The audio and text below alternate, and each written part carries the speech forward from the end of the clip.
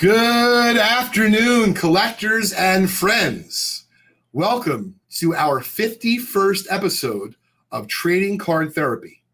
Today's episode is all about my wishes for the hobby in 2024. Happy New Year to each and every one of you. I am very appreciative and grateful for all of you, not just tuning in live, but for those of you who are going to listen afterwards to our podcast. You can do so not just on our Just Collect YouTube channel, but also on Spotify and Apple and all those good places where you enjoy your other podcasts. All right. Before we get into it, I did run a cool promotion on Facebook. So for those that are friends, good luck and left a comment. I'm giving away this Shohei Ohtani Topps Chrome Update PSA 9 rookie at the end of the show.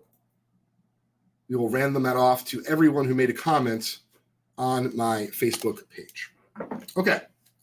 So one of my first hobby wishes for 2024, once again, let me preface this with, thanks for mentioning that, James. I appreciate it. If my voice seems a little bit off today, I have been under the weather.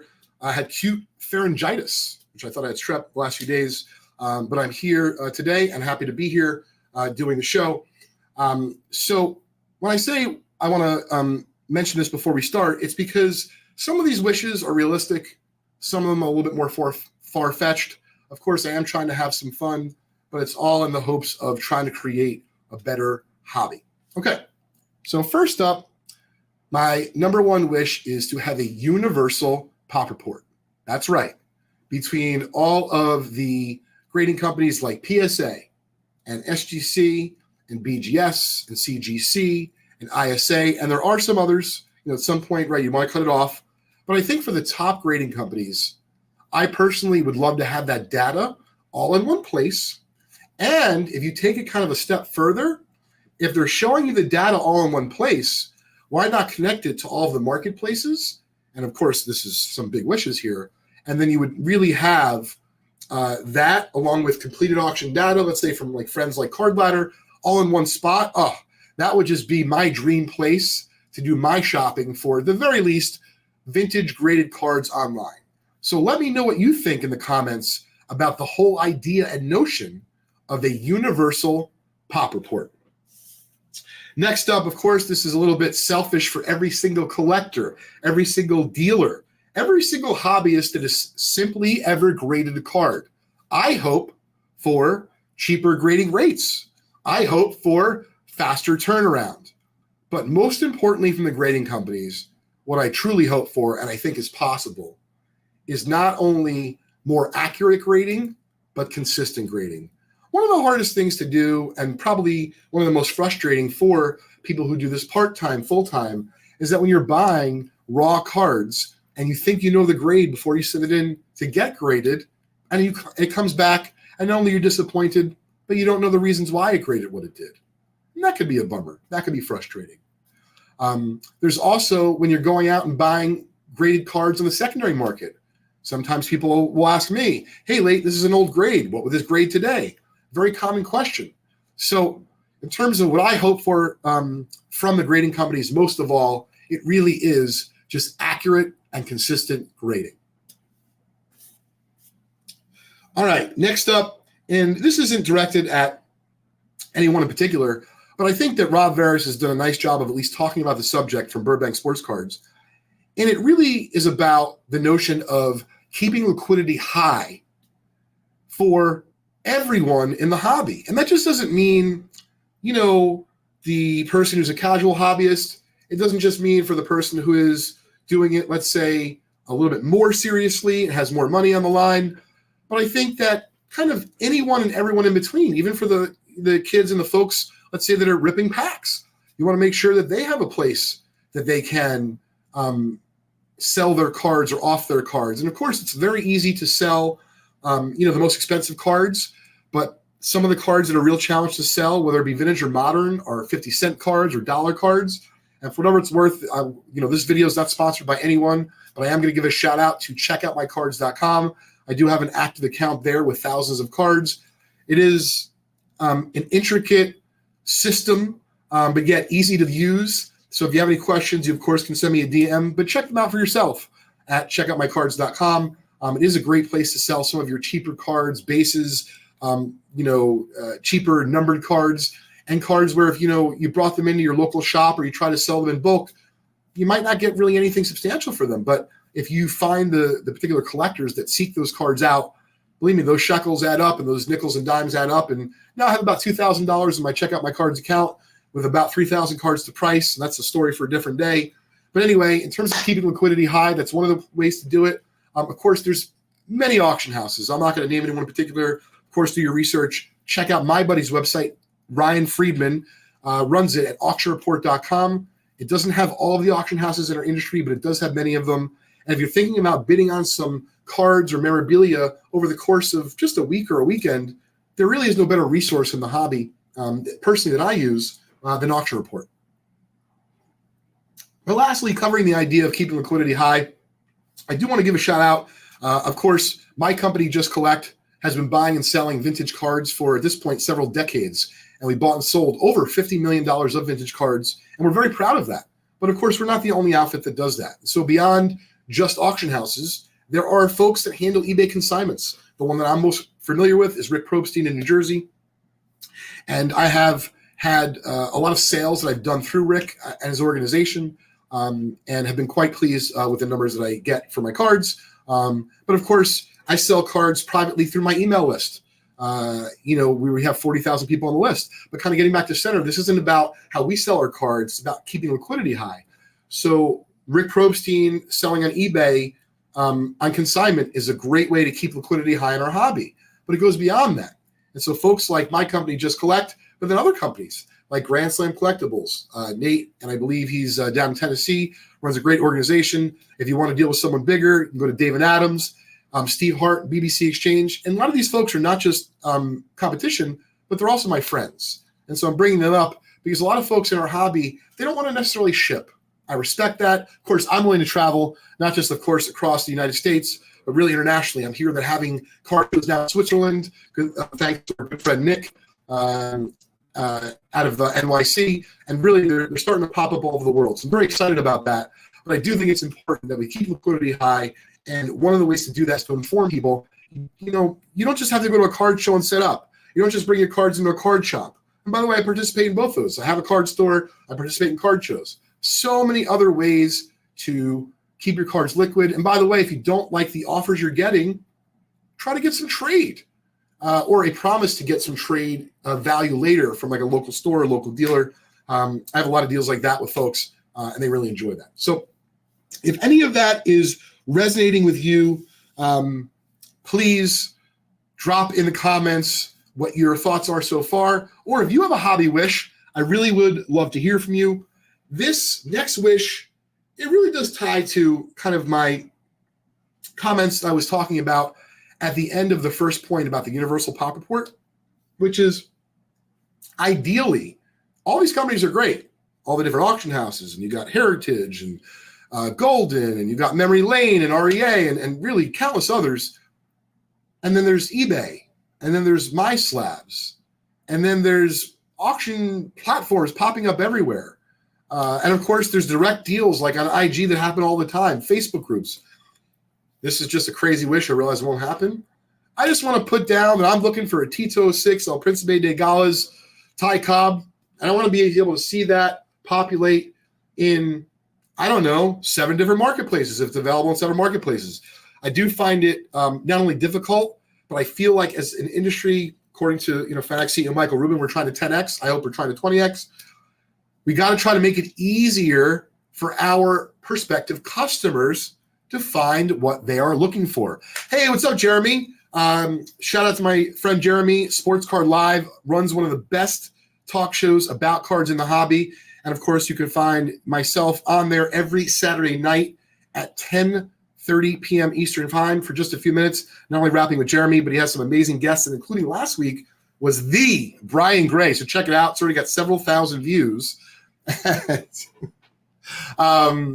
Yeah, something like that, Jeremy. We'll talk about that later on. What's up, Ken? So anyway, my hobby wish, which I realize is far-fetched, I just want to have it be easy for me, but easy for others. I do. I think people get discouraged and they're like, I got to scour 11 marketplaces to find anytime there's a new PMG, or I'm looking for a rare particular T206 back, or you're a type collector like my friend Leon who runs F54. It's really hard to keep tabs on all the marketplaces. So that's another hobby wish that I have for 2024. All right, this is kind of funny, but also serious at the same time. I do enjoy trade nights. And I'm taking my son, you're going to see how this is tied together, to an event, which I'm going to bring up in a minute. And it got me thinking, like, I do like trade nights, but it can be a little intimidating for some people. You got to carry around your cards and, worried about this or that. There's this pressure of making a deal. What about if it was more of like an event? Like you're going to a card mitzvah, right? So I'm taking my son in a few weeks to his first ever bar mitzvah with his pops. We got invited. I'm very excited about it. We're going to party the night away. And it got me thinking about the hobby. And I'm like, I've been to some really big eBay events, some industry events outside of this industry. And, there's always like a final dinner / an event where there's a DJ. Now, I don't think we're going to get Nora M. Pure, who I saw last week in Brooklyn, but there's certainly plenty of other DJs that are a lot more affordable and certainly as entertaining or close to it maybe. But the joking aside, I would love to see some sort of events that are not related to a trade event, but it's the weekend of a card show. So shout out to things that they've done at Philly, but maybe you can have an event that my son doesn't really collect, but kind of like sports. So that's what I'm talking about, is maybe there can be some sort of hobby party that starts to be, sponsored by, whether it be the card companies, whether it be the grading companies, of course, some of the conventions themselves. I just think it would be fun. And keep in mind that we just see that bird's eye view from these trade shows about everyone having a great time. I've been to them. I'm a little bit, you guys might think I'm overt. Sometimes I like to act covert, and those are a little bit overwhelming for me. So I like to be in a place where, it's a little bit more like you're grabbing some finger food, you're having a drink, and you're just kind of networking with folks that night about collecting. You don't have to worry about, having a particular piece on you. So that's another thought that I had, is designing some sort of events in the name of card and sports parties. But, have them coincide maybe with the trade shows, and of course, continue the trade nights, just maybe diversify them just a little bit. All right. There is a couple more things that I want to cover. This is a special shout out to my friend Chris, my co-host of the Lunch Crew. We just did our 10th episode yesterday, and I really thought this was a great suggestion he had for his hobby wish, excuse me, for 2024. His hobby wish is to do away with all exclusive player contracts. So let's start with the great Michael Jordan. Can you imagine him having a Topps RPA? What about if he was in Panini? So those are the kinds of things that, of course, if you bring it to the modern day, CJ Stroud would have autos in Panini's product. So Chris's wish, and I kind of agree with him once again, far-fetched for this to happen, is I would love if the hobby did away with exclusive player contracts and you could just have great content no matter which brand, no matter which manufacturer was producing the cards. So if you agree, let me know in the comments, because I think that's a great wish. All right, this is another suggestion I got after talking to the team, and I thought it was really cool. Some people weren't really into the whole taco fractor. I'll admit, I don't really even understand it. But I'll tell you what I do understand. I do understand brand deals and cross-branding. And so how cool would it be if Topps does a deal with Chick-fil-A, which I love Chick-fil-A, so does my son. What about if, you love Boar's Head, and you went to the deli and there's a promo with Boar's Head and Panini? I could be a little bit out there. But, what if you drive a nice car and, there's a BMW promo with Upper Deck? Just throwing some things out there. It would be fun to see some more cross-branding between our industry and other well-known brands. I think it would help grow our space, and it would be fun to see. Still a little bit of scratchy throat. Appreciate everyone bearing with me. All right. So I'm going to cover the last two hobby wishes, and the first one is Pretty simple. It's unfortunate because this is stuck in my head from the Burger King commercial about, BK, have it your way. I think hobby your way. That really is my wish, not just for me, but it's for everybody. Please, there is a lot of influencers. There's a lot of people with great information, and they're happy to share it with you. Like Jeremy Lee, he knows an incredible amount of hockey. If I was going to buy a valuable modern hockey card, Jeremy Lee would be the first guy I would go to get an opinion about. I'd go get an opinion about that card from him. If it was a vintage card, happy to help you. There's plenty of other folks that know a lot about vintage. My point is, do the hobby your way. Take your time, do it fast. Listen to everyone, listen to no one. But at the end of the day, make sure you take a breath and soak it all in and appreciate we really are in one of the greatest niches in the world, and do the hobby your way in 2024. All right, the last one, I realize a little bit far-fetched. I don't know if this has been talked about. I feel like there was a couple years, maybe the National did something like this. So I gave this one a lot of thought. For those that don't know, and my son is thriving. He's doing great. I love you, Kraz. He just turned 9. But Krosby was born with a particular rare medical condition. He was born at the Children's Hospital of Philadelphia. And it's only because of the expertise and the amazing care at Children's Hospital of Philadelphia that his mother and I even felt that we were comfortable to, let alone go for it, but to oh my goodness, the road has been, if anyone has a kid at all, forget about if they have, something that you have to deal with that's a little bit out of the ordinary. It can be very difficult. So what I would like to see, because there's a lot of flashing going on in the hobby. I got this and I got that and I got all this money and I just bought this game used jersey. And I spent all this money. I would love to see a little bit more given back. And I'd like to see that in the form. I'm going to start with this. Let's come up with the way to give 5 scholarships to not just an individual, meaning like a kid, but their family. Let's get them to the National Sports Collectors Convention this year, this summer in 2024. So I am certainly not rich. That's after a divorce, that's for sure. But the joking aside, I know that this is important to me. This is important to my son, even though he probably doesn't realize it yet, is to provide opportunity for others that may not have necessarily what you or I have that's watching today's program has. So I'm going to commit $1,000 from Just Collect towards the first, hopefully, of 5 scholarships to be given out. I'm going to reach out to Joe Drellick. I know Jimmy Ryan. I'm going to see them in a few weeks at the White Plains show. And I'm hoping we're going to make a push on social media. I'll mention this on Jeremy's show, Sports Card Live, this Saturday night. But I'm hoping we're going to not only be able to get 5 kids, but 5 families that maybe, listen, they've gone through a lot of stuff they probably never talk about publicly. I know I haven't, and I'm really proud to be here today. I know my son is, and I know that it wouldn't be possible if it wasn't for some other folks around me doing some things that maybe, they went above and beyond, and they didn't necessarily have to. So I'm really hoping that I could be an example to lead others to do this. And by the way, you don't have to give $1,000. We'll figure out, we're going to come up with a landing page for this, what the scoop's going to be. But that's my hobby wish, is to get more kids that are maybe, having a difficult time for one reason or another, getting to the world's biggest convention, focusing on sports cards and memorabilia. So with that, before we wrap up our 51st episode of Trading Card Therapy, right here, I promise we are going to give away a 2018 Topps Chrome Update Shohei Ohtani PSA 9 rookie. I did this on my personal Facebook page, so I realized not everyone watching today's show was eligible, but I did it in a really cool fashion, I thought, and I wanted to talk about that for a minute. I said to folks, hey, I really just want to know kind of like what's going on out there, and do you collect? And if so, what do you collect? It doesn't have to be cards. Some folks told me to collect the clocks.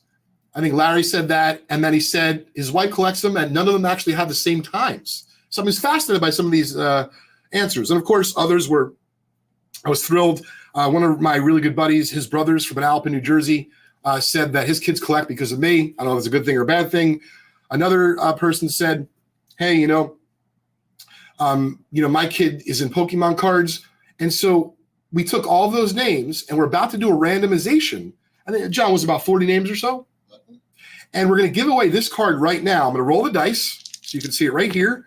John's going to randomize the list 9 times. Ready to go? J5 is going to take around the... Good luck, everyone. We're going to tell you who wins. 1, 2. This is everyone who left a comment on my page. We're doing it live on IG so you can see it. 6. 6. 7. Person on top wins. 8. And who's 9? 9. And the person on top? Orlando. Congratulations. I will message you on Facebook. Who is in second place? And second place, Matt W. I'm going to give a $50 break credit to vintagebreaks.com. Congratulations to both of you. And with that, we're going to wrap up our 51st episode of Trading Card Therapy. Please let me know your hobby wish for 2024 in the comments below. Thanks, everybody.